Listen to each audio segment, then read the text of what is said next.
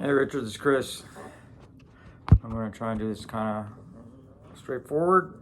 But the tune Aloha Moa Kane, that is a tune that I wrote on vacation. And the chords that you're looking for, let me see if I can get through those. The first one it starts out with is an A6-9. Yeah, A6-9. This is a Steve Ray Vaughan chord that I heard. But anyways, it's kind of like an A9 chord, but you just shift your finger down. So what I'm doing is 12 and then 11, 11 on D and G, and then 12. I love the sound of the A6-9, so I use it a lot. So I just use that as kind of a starting. In this song, since the key's in D, this is usually a 1 chord. You usually use an A6-9 as kind of a substitute for a 1, so an A. So when you're playing a KA, if you get an A6-9, it's got a really nice vibe to it.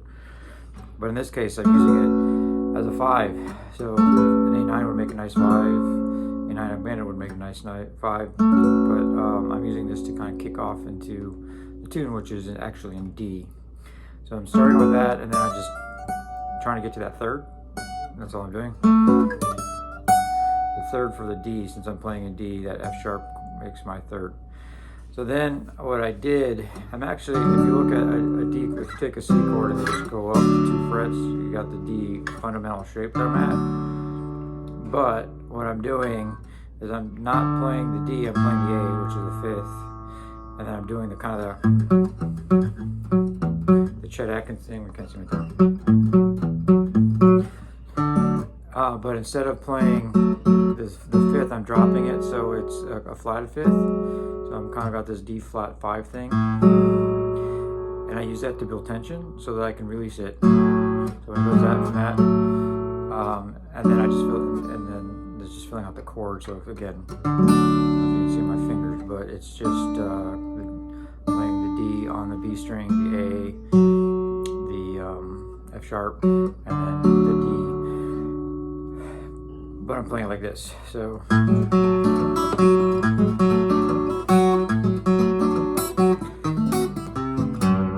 tell you what those are in just a second. But the whole point of that is to build the tension and then release it while keeping that Chet thing going. And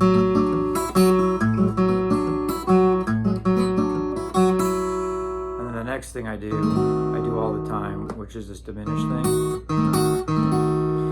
And that is, and I use this shape all the time. I use it a couple different ways, and I'll show you how I do that. But this is just on the high E string, you play the F sharp, and then on the B string, you play the C. G string, you're playing the A, and then on the D string, you're playing the E flat. That creates tension, which I'm always after.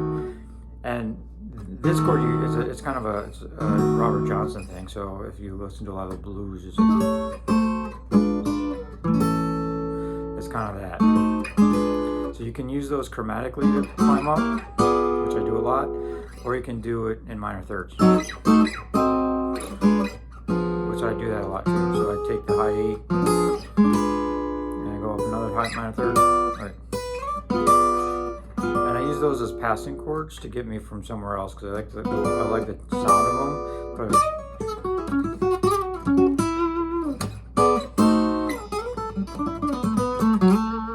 So I use them as just kind of passing. So in this case, I'm using this, and I'm going to a minor 5, which is not right, but I like it. So again, we're in D. Then I don't even know what you call it. It's a diminished chord. You can use any of the notes. So you can call it F sharp diminished. You can call it E flat. You can call it whatever you want. But it always works. The reason this works is because of the major third of the chord, D, is in this diminished chord. So that's why it works. So as long as you have like a chord tone of what you're coming from or going to, it's going to work. And then I use that to go to basically an A minor chord with the third and the minor third and the bass. Now in D, you don't want to hear that, but I like that in this case. So I'm back to Chet Atkins.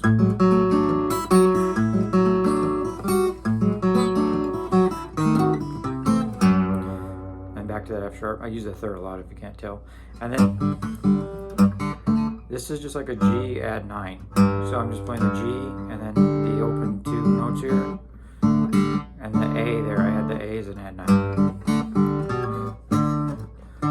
And this is kind of the same thing. I'm playing, I do this also a lot where I'll just put open strings into a chord. So this is that same D chord, sort of, but without those 2 frets, without those 2. So I'm playing the open notes, so I'm putting the D, so that's just doubled. And then I've got that B, which just creates tension. I'm all about tension. So the A and the B fight each other, and then I just move that up.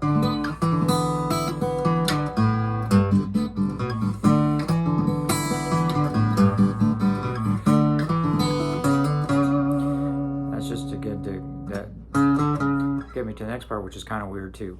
So the next part is an E minor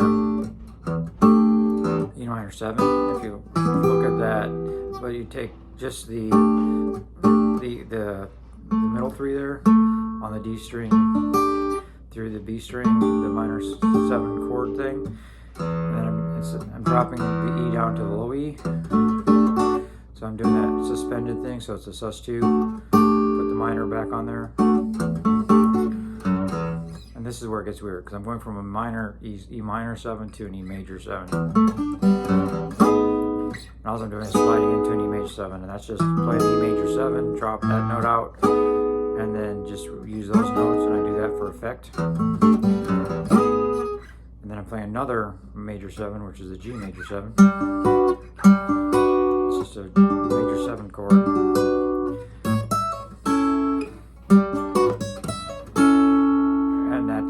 Again, just an A chord. It's just the same G shape, C shape, all the way up to A. So you got.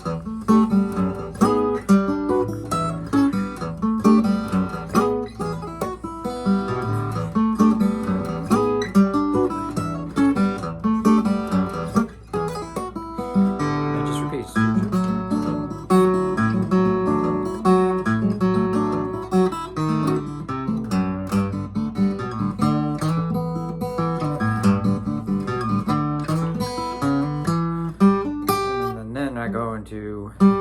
This is just a fifth, like a power chord. If you think of that as a power chord, it's like that's all it is. And I just use that arpeggiate, arpeggiate that.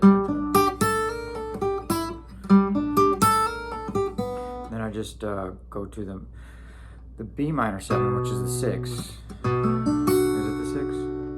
D, yeah, B 6. Yeah, D. It's a 6, which I do a lot for bridges, but I trick it up on the next side. So this is B minor 7, which is just the relative 6th. And I'm just using that as kind of a bridge.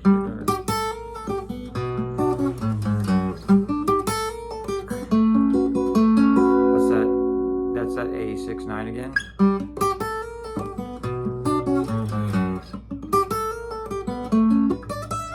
And then the other thing I like to do in a bridge is to just change keep the root but change the key. So instead of playing B minor in the bridge, I'm going to B major 7, and that just makes it weird. So then, and this is because I like to have a little space for improvisation in tune. So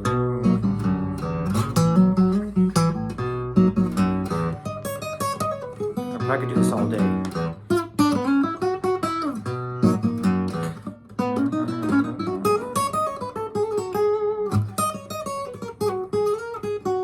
So I do that sometimes, where I'll just do a little 2-bar riff, and then I'll do a 2-bar improv.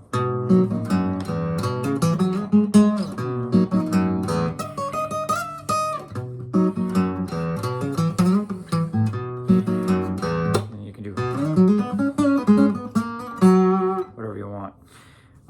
And then I go back, and that's it.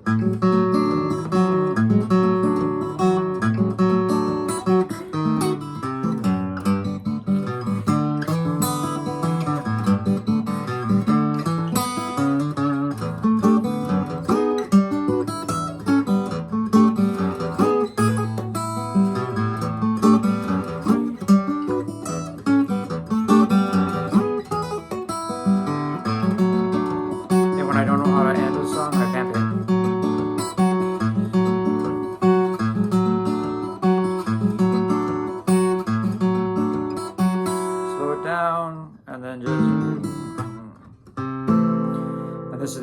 time I play a D, and that's at the last note. It's the only time I play the actual key of the song, thing, is to resolve it. Otherwise, I dance around it, and I'm kind of implying D, but I'm never actually playing D.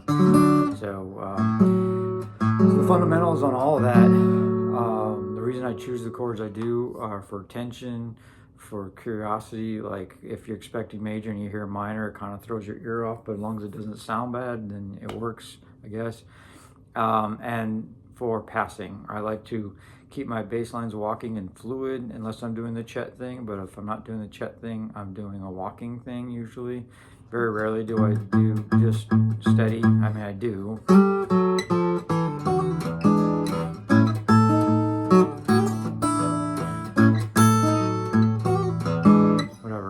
But I don't do that very often. So when I'm putting all this junk together, I'm usually thinking in format of jazz kind of thing, where it's A, B, A, and then a bridge, C, somewhere. So main theme, then a complementing theme, back to the theme, main theme. Then I go to some sort of alternate complementary thing. Then I usually kind of go to a relative key for a bridge. So I'll go to, often it's the relative third, the relative sixth, sometimes it's the fourth, sometimes it's the fifth, but not as often.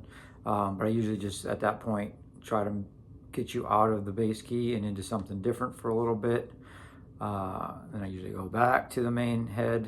And then when I get to the actual bridge, I'm looking for variety. So if I'm doing something, a lot of that chetty or a lot of the walking basses, or if I'm doing something fast, I will try to do something completely different. So if everything else is in major, this is going to be minor.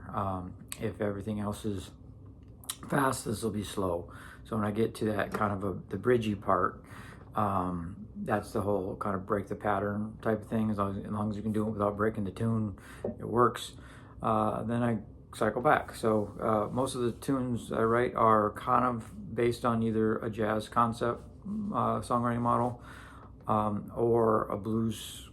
It's easiest to write tunes on the blues thing because you can just kind of cycle through the 12 bars and just try to make it different each time, and that works.